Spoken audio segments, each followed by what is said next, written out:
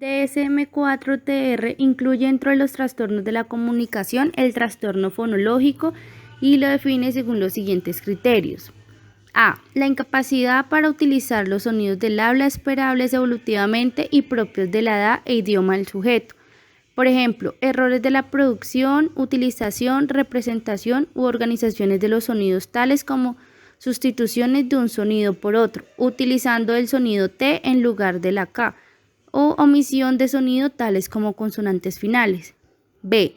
La deficiencia de la producción del sonido del habla interfiere el rendimiento académico o laboral o la comunicación social. C. Si hay un retraso mental, un déficit sensorial o motor del habla o una privación ambiental. Las deficiencias del habla exceden de la habitualidad asociadas a estos problemas. Aunque no se cita directamente, se puede relacionar con el trastorno fonológico y trastornos del lenguaje ya clásicos como la dislalia y la disartria. Las definiciones de ambos conceptos son las siguientes. Dislalia, dificultad para articular sílabas o palabras. Puede ser debido a la alteración orgánica del labio leporino, fisura platinada, rinolalia, déficit auditivos o funcionales. Estas últimas son las más frecuentes. La disartria es la dificultad de la articulación y expresión del habla debido a trastornos del tono y del movimiento de los músculos que controlan la articulación y que son consecuencias de lesiones del sistema nervioso central y periférico. La dislalia es el trastorno del lenguaje más frecuente en niños y el que más consulta provoca. Etimológicamente, dislalia significa hablar mal o hablar con dificultad. Desde una perspectiva lingüística hay que destacar que si en la articulación de un fonema, de una sílaba o de una palabra los órganos no se colocan en la posición apropiada para su correcta pronunciación, pueden producirse diversos errores. Puede ocurrir que el niño sustituya, omita, deforme o inserte fonemas. Sustitución. Un error de articulación se denomina sustitución cuando implica reemplazar un sonido consonante correcto por otro incorrecto. La sustitución puede darse al principio, en el medio o al final de una palabra. Por ejemplo, el sonido R se reemplaza por el sonido D, en cuyo caso se sustituye la palabra quiero por quedo. Otros casos comunes son el empleo de una consonante nasal por otra. Con frecuencia los niños cambian los sonidos de su orden natural dándoles otro del que debieran utilizar en las palabras así. Estatua y chocolate se convierten en estuata y cocholate. Omisión. Un sonido puede omitirse o desaparecer por completo de una palabra al igual que las sustituciones. Las omisiones pueden producirse en cualquier parte de la palabra. En la pronunciación de algunos niños de entonces puede aparecer como tonces, patilla por zapatilla y tinteo por tintero. Inserción. Un sonido que no corresponde a una palabra puede insertarse o agregarse prácticamente en cualquier parte de la palabra. Los niños que tienen dificultad en articular una R inicial suelen anteponerle una vocal así. Rascar se convierte en arrascar. Delante de una vocal posterior inicial de una palabra suelen insertar una G, de manera que usar se convierte en gusar. Distorsión. Puede definirse a los sonidos distorsionados, aproximados o indefinidos como aquellos que no derivan de una sustitución definida y cuya incorrección se debe, por el contrario, a una mutilación, falta de claridad o a un descuido que da origen a un sonido débil o incompleto. Las sustituciones constituyen el tipo de error más frecuente, siguiéndole las distorsiones, omisiones e inserciones.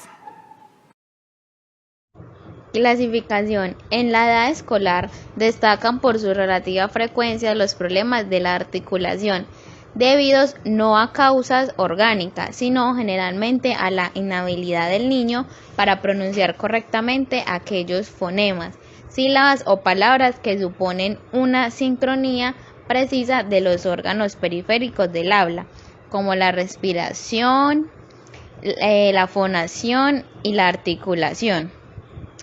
Específicamente se les conoce como dislalias y se les añade el término funcional, para diferenciarles de las dilalias orgánicas, es decir, de los trastornos de la articulación que pueden sobrevenir por malformaciones orgánicas, como labio leporino, macroglosia, fisura palatina y rinolalia, o déficit auditivos.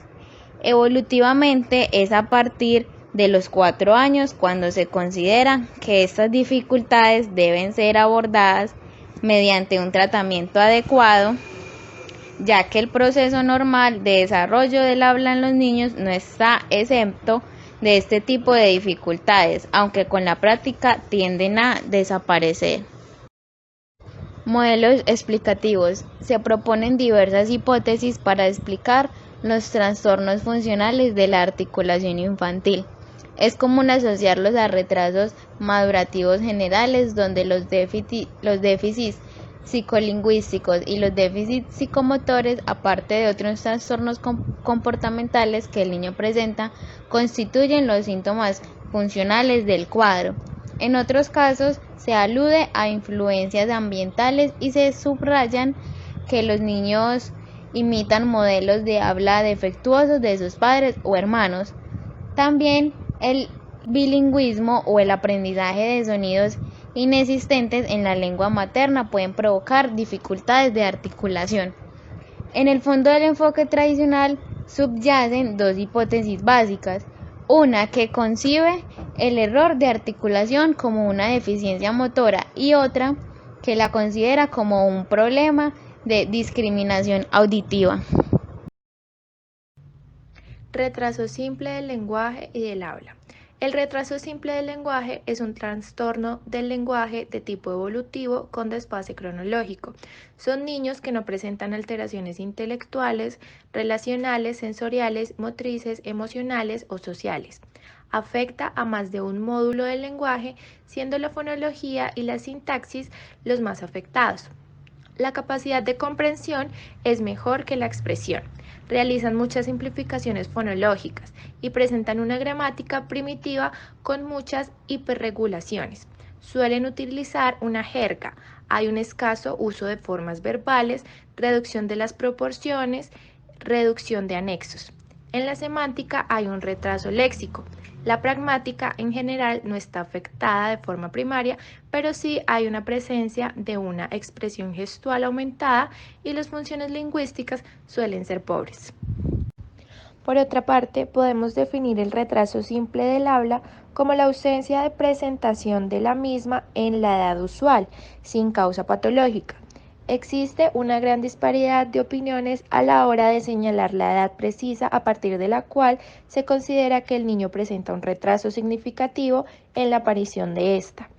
No obstante, se acepta que a los 3 años constituye la edad límite para considerar el retraso como patológico, siendo aconsejable la intervención terapéutica.